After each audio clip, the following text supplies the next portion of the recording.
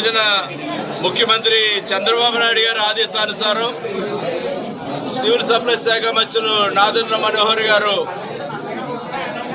సారథ్యంలో civil supplies department రైతు బజార్లో పేద ప్రజానీకానికి నిత్యావసర వస్తువులు అందుబాటులో ఉంచాలనే ఆలోచనతో నాడు కందిపప్పు సబ్సిడీ ధరలపై పేద ప్రజలకి సరఫరా చేయడానికి, అదేవిధంగా ఫైన్ రైస్ బియ్యం, రా రైస్ బియ్యం సబ్సిడీ ధరలపై సబ్సిడీ చేయడానికి ఈరోజు ప్రారంభించడం చాలా సంతోషకరమైన విషయంగా తెలియజేస్తూ ఉన్నాను. నిత్యావసర వస్తువులు ప్రియమైన దానిని తక్కువ ధరలకు అందించడానికి తెలుగుదేశం ప్రభుత్వంలో ఆనాడు రైతు బజార్లో చంద్రబాబు నాయుడు గారు ప్రారంభించడం జరిగింది.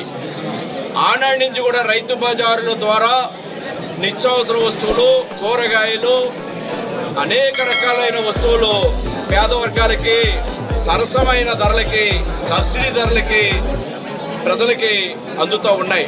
ఒక పక్క రైతులకు మేలు కలుగుతూ ఉంది, మరొక పక్క వినియోగదారులైన ప్రజలకు మేలు కలుగుతూ ఉంది.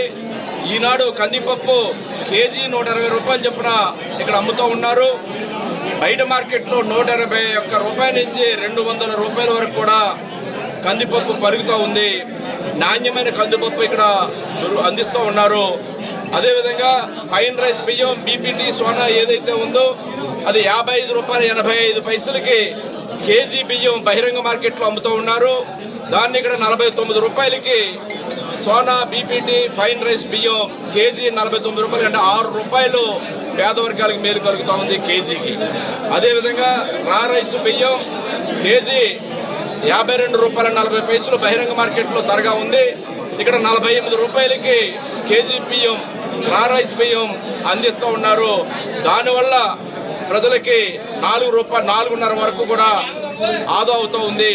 ఈ విధంగా ప్రభుత్వం పేద వర్గాలకి మేలు కలగడం కోసం ఏ చిన్న ఇబ్బంది వచ్చినా, ఏ అవకాశం ఉన్నా ఉపయోగించుకుని నిత్యావసర వస్తువుల ధరల్ని అదుపులో చేయడం కోసం ధరల స్థిరీకరణ నిధి ద్వారా కూడా ధరలను అదుపు చేయడానికి ప్రభుత్వం ఇప్పుడు కూడా ప్రయత్నం చేస్తూ ఉంది.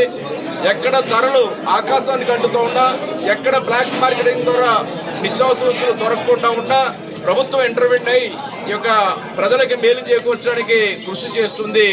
చంద్రబాబు నాయుడు గారి ప్రభుత్వంలో పేద వర్గాలకి ఎక్కడ ఏ అవకాశం ఉన్నా మేలు చేస్తుందనడానికి ఈనాడు అందిస్తున్న కందిపప్పు, బియ్యం సబ్సిడీ ధరలపై అందించడం అనేది కూడా ఈ సందర్భంగా మనవి చేసుకుంటూ ఈనాడు ఈ కార్యక్రమాన్ని ప్రారంభించడానికి ఆహ్వానించిన అధికారులకి, అదేవిధంగా ఈ యొక్క రైతు బజారులో ఉన్నటువంటి 50 మందికి అందరికీ కూడా హృదయపూర్వకమైన కృతజ్ఞతలు తెలియజేసుకుంటూ ఈ అందరికీ కూడా అందుబాటులో తేవడానికి ప్రతి ఒక్కరూ కూడా కృషి చేయాలని, అందరూ కూడా దీన్ని వినియోగించుకోవాలని కోరుతూ ఉన్నాను.